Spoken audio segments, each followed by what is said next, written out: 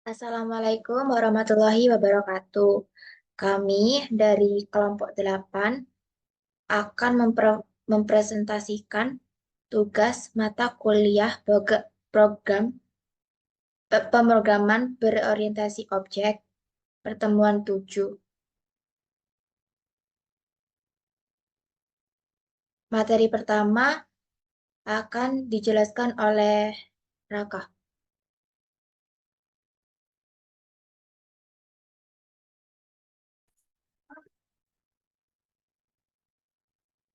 Pertama, implementasikan konsep multiple document interface atau MDI seperti yang ditunjukkan pada slide ke-44 pada pertemuan 7 dengan beberapa ketentuan tambahan. Submenu yang berada di dalam menu file pada menu bar diatur sebagai berikut. Submenu pertama jika diklik oleh pengguna akan menambahkan subwindow baru seperti yang dicontohkan pada slide ke-41. Submenu kedua jika diklik oleh pengguna akan menambahkan subwindow baru seperti yang dicontohkan pada slide ke-43. Submenu ketiga jika diklik oleh pengguna akan menambahkan window form pada slide ke-35 tentang pilihan tempat kuliah sebagai subwindow.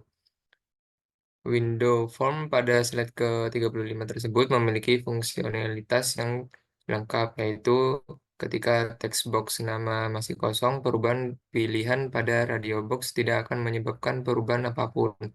Ketika text box nama memiliki isi tertentu, perubahan pada radio box akan menyebabkan perubahan pada label pilihan Anda seperti yang dicontohkan pada slide ke-35. Oke, dalam tugas ini kami juga akan menyusun laporan dalam format PDF A4 dengan isi sebagai berikut. File-file penting pada proyek yang telah dikerjakan disalin ke dalam laporan. Baris-baris kode pada file-file penting tersebut dijelaskan maksud dan tujuannya dengan penjelasan sedetail mungkin. Jika baris kode tersebut memiliki kaitan dengan output tertentu pada terminal atau CMD ataupun output berupa GUI, maka lampirkan tampilan tersebut ke dalam penjelasan baris kode tersebut.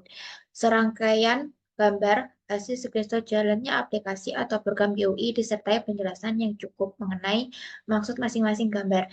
Apa yang dilakukan pengguna pada saat diberikan tampilan tersebut dan lain sebagainya.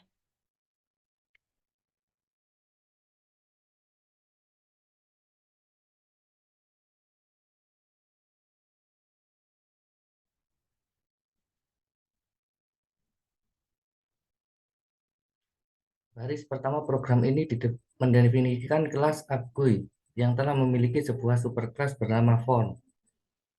Di dalam AppGUI terdapat subclass form 1.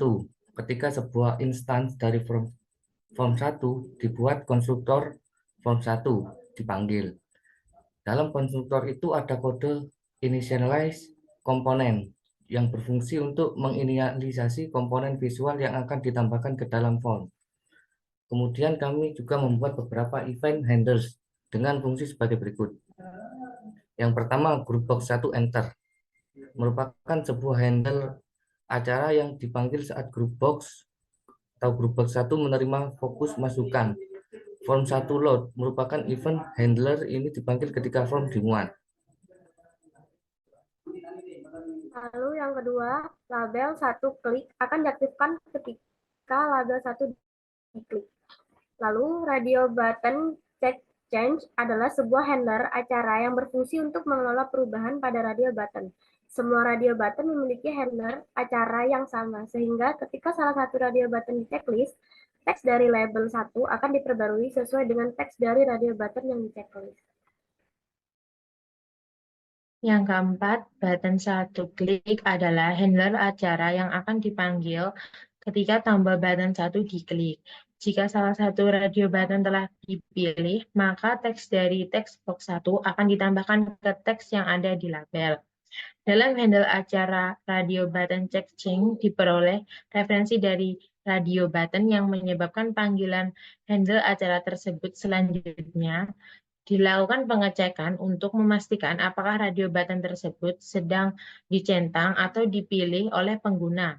Jika benar, maka teks dari label 1 akan diperbarui dengan teks yang terdapat pada radio button tersebut. Sekian presentasi dari kelompok 8. Apabila ada salah kata. Untuk tampilan GUI-nya dapat dilihat pada baris ini. Tampilan GUI di atas menampilkan beberapa pilihan yang dapat dipilih oleh pengguna. Setelah memilih salah satu opsi, pengguna diminta untuk memasukkan namanya. Setelah pengguna memasukkan namanya, mereka dapat memulai proses. Setelah proses selesai, opsi yang sebelumnya dipilih akan berubah menjadi nama pengguna, diikuti dengan tempat kuliah yang telah dipilih oleh pengguna tersebut.